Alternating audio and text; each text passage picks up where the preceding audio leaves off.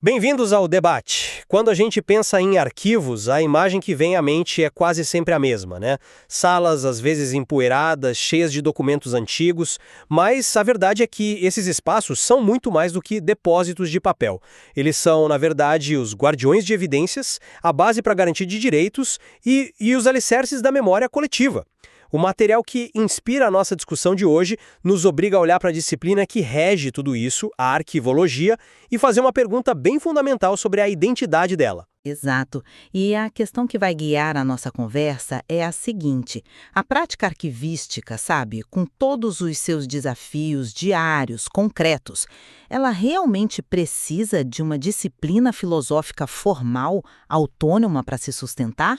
Ou será que os seus métodos técnicos, seus princípios empíricos e os códigos de ética que a gente já construiu ao longo de décadas, será que eles já não são mais do que suficientes para guiar a profissão de forma sólida e eficaz? A minha posição é clara. Eu vou defender aqui que uma filosofia da arquivologia não é só um complemento interessante, mas algo indispensável para uma prática profissional que seja consciente e crítica. E eu vou argumentar que, embora a reflexão seja sempre bem-vinda, claro, a profissão arquivística já demonstra que resolve seus problemas mais complexos de forma muito mais eficiente através das suas práticas consolidadas e de um diálogo com outras áreas sem a necessidade de criar um campo filosófico formal meio apartado da realidade. Para mim, a questão é que a arquivologia, na sua essência, lida o tempo todo com problemas que não têm resposta em manuais de procedimento ou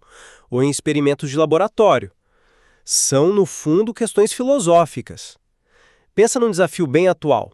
Um arquivista precisa decidir se um conjunto enorme de dados digitais, um banco de dados complexo, pode ser considerado um documento de arquivo genuíno. Isso não é só um problema técnico de formato ou de software, entende? É um problema metafísico sobre a natureza e a identidade daquele objeto digital, o que ele é. Outro exemplo, como é que a gente equilibra o direito de acesso a informações históricas sobre um período sensível com o direito à privacidade de pessoas que ainda estão vivas? Isso não é uma questão empírica que se resolve com uma fórmula.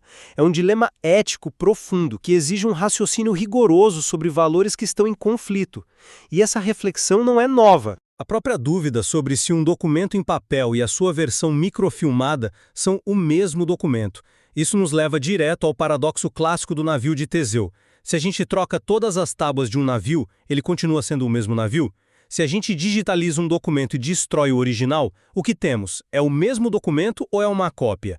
Ignorar essa dimensão filosófica é operar no piloto automático, sabe? Com base em tradições e intuições que nunca foram questionadas. A filosofia nos dá as ferramentas para fazer exatamente isso, analisar criticamente os fundamentos do que a gente faz. Olha, eu entendo perfeitamente a complexidade desses problemas, mas enquadrar isso como algo que exige uma filosofia da arquivologia formal me parece um exagero, quase uma tentativa de intelectualizar algo que a profissão já resolve de outra forma. A arquivologia não ficou parada esperando a filosofia para lidar com isso. Ao longo de décadas, ela desenvolveu um corpo muito robusto de práticas, procedimentos técnicos e códigos de ética que atacam exatamente essas questões. A sua questão sobre o documento digital, por exemplo. Na prática, como ela é resolvida? Ela é guiada por padrões de metadados como o PREMIS ou o MATCH e por protocolos de preservação digital que garantem a autenticidade, a integridade, o contexto. São soluções, assim, eminentemente práticas, criadas para um problema prático. A tensão entre acesso e privacidade que você mencionou, ela é mediada por legislação específica, como a Lei de Acesso à Informação ou a LGPD aqui no Brasil, e pela ética profissional, que é discutida e atualizada constantemente nos nossos congressos. A gente não precisa de teorias morais abstratas de Kant ou Mill para guiar essa decisão. E quanto à definição de documento, a gente pode adotar uma abordagem puramente funcional, como sugeriu a teórica Suzanne Bret. Para ela, documento é tudo aquilo que pode ser usado como evidência. Ela chegou a dar o exemplo radical de um antílope num zoológico, que para um zoólogo seria um documento. Isso não nos leva para a metafísica, mas para o pragmatismo. O que importa é a função, é o uso. Ok, eu entendo o argumento da praticidade, mas essa praticidade não está escondendo um pressuposto mais profundo? A funcionalidade por si só não é suficiente. Vamos pegar a distinção mais básica da nossa área: a diferença entre um arquivo e uma biblioteca. Essa diferença não é meramente de gestão ou de função, ela é ontológica. Peraí, o que você quer dizer exatamente com ontológica? Esse é o tipo de termo que pode afastar o profissional do debate, né? É uma boa pergunta. Quando eu digo ontológica, quero dizer que não se trata de como a gente gerencia as coisas, mas do que elas são na sua essência. Pensa assim: um documento de arquivo é como uma pegada deixada na areia. Ele surge organicamente de uma atividade, de alguém caminhando, ele é um subproduto, um vestígio único e inseparável da ação que o gerou. Já os livros numa biblioteca são como conchas que alguém selecionou na praia, limpou e organizou numa prateleira. São itens publicados, escolhidos, agregados artificialmente. A natureza fundamental deles é diferente. Tratar um arquivo como se fosse uma biblioteca, ou seja, uma mera coleção de informações que eu posso organizar por assunto, é desrespeitar a sua natureza fundamental como prova, como a pegada na areia. Essa compreensão do que a coisa é filosófica e ela vem antes de qualquer técnica de arranjo ou descrição. Eu não compro essa ideia de que a distinção é ontológica. Para mim, é uma distinção de origem, de propósito e, consequentemente, de metodologia. É uma diferença crucial, não tenho dúvida, mas a prática arquivística já reconhece e respeita isso plenamente através dos seus princípios. O princípio da proveniência, que é a regra de ouro da arquivologia de manter os documentos agrupados da forma como foram criados e usados, existe exatamente para isso. A gente não precisa invocar a metafísica para justificar por que não organizamos um fundo de arquivo por assunto. Nós fazemos isso porque o nosso objetivo prático, funcional, é preservar o contexto de produção como evidência. A metodologia responde à função.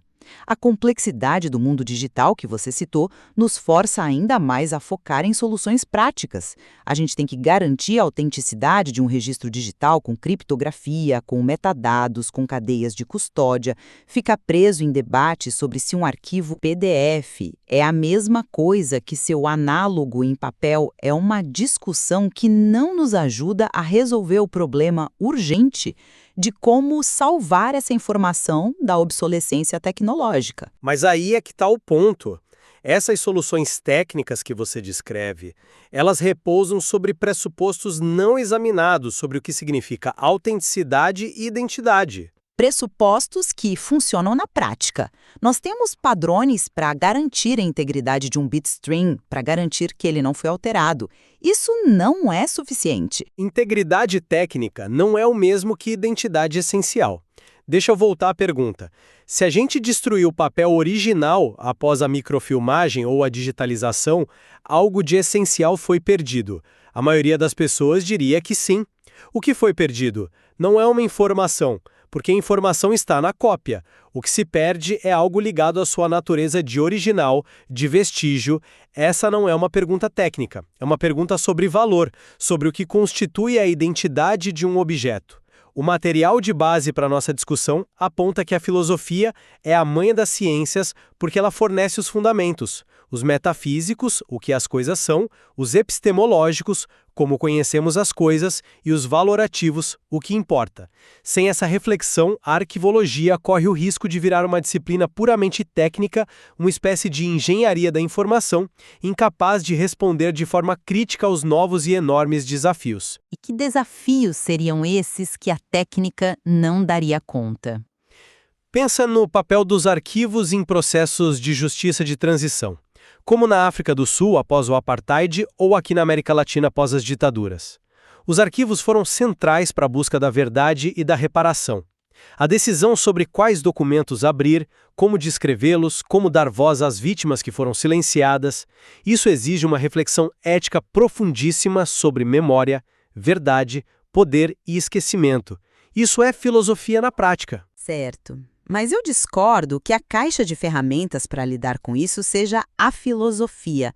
Eu não nego a necessidade da reflexão crítica de forma alguma. A minha objeção é a formalização disso como uma disciplina filosófica indispensável e separada. A ética arquivística, por exemplo, se desenvolveu de forma muito mais rica e potente em diálogo com o direito, com a sociologia e com a história do que com a filosofia moral abstrata. A percepção de que os arquivistas não são curadores neutros, mas sim agentes com um poder imenso de moldar a memória, essa percepção não veio da filosofia pura. Ela veio de teóricos como Foucault ou Derrida, que a partir da teoria social e da crítica histórica nos mostraram como os arquivos funcionam como instrumentos de poder. Mas Foucault e Derrida são filósofos. Sim, mas a contribuição deles foi absorvida pela arquivologia não como um tratado filosófico, mas como uma lente crítica que transformou a prática. Hoje, por causa dessas ideias, a gente tem práticas de avaliação de documentos e de acesso muito mais conscientes do nosso papel social. A reflexão é vital, eu concordo 100% com você, mas ela deve estar integrada e a serviço da prática, vindo de múltiplas fontes. O meu receio é que a criação de uma filosofia da arquivologia se torne um campo acadêmico fechado em si mesmo, que fica discutindo o sexo dos anjos, enquanto os profissionais na ponta estão desesperados tentando salvar terabytes de dados da corrupção ou atender a uma demanda judicial urgente. Eu entendo o seu receio da paralisia acadêmica, mas não é disso que eu estou falando. Eu estou falando de uma ferramenta conceitual para o profissional. Quando um arquivista decide descartar uma série de documentos, ele está fazendo um julgamento de valor sobre o futuro. Ele está decidindo o que será esquecido. Isso é uma responsabilidade imensa. Ter um arcabouço filosófico para pensar sobre o que é valor, sobre as consequências éticas do esquecimento, não o paralisa. Pelo contrário, o capacita a tomar uma decisão melhor e mais bem fundamentada. Em resumo, o que eu defendo é que as questões mais fundamentais, as mais cabeludas da arquivologia, sobre a natureza dos documentos na era digital, sobre como a gente constrói o conhecimento histórico a partir de vestígios e sobre as imensas responsabilidades morais da nossa profissão, são, na sua raiz, inerentemente filosóficas. Portanto, pensar numa filosofia da arquivologia não é um exercício acadêmico diletante, mas sim o desenvolvimento de uma ferramenta conceitual que é essencial para uma prática profissional rigorosa, reflexiva e, acima de tudo, consciente dos seus próprios fundamentos e do seu impacto na sociedade. Por minha parte, eu reitero que a arquivologia é e sempre foi uma disciplina profundamente pragmática. Ela se forjou na prática e desenvolveu, através dessa prática, um conjunto sofisticado de princípios, metodologias e padrões para lidar com a complexidade do seu objeto. A reflexão teórica, vinda da sociologia, da história, do direito, é sem dúvida valiosa e enriquece nosso campo.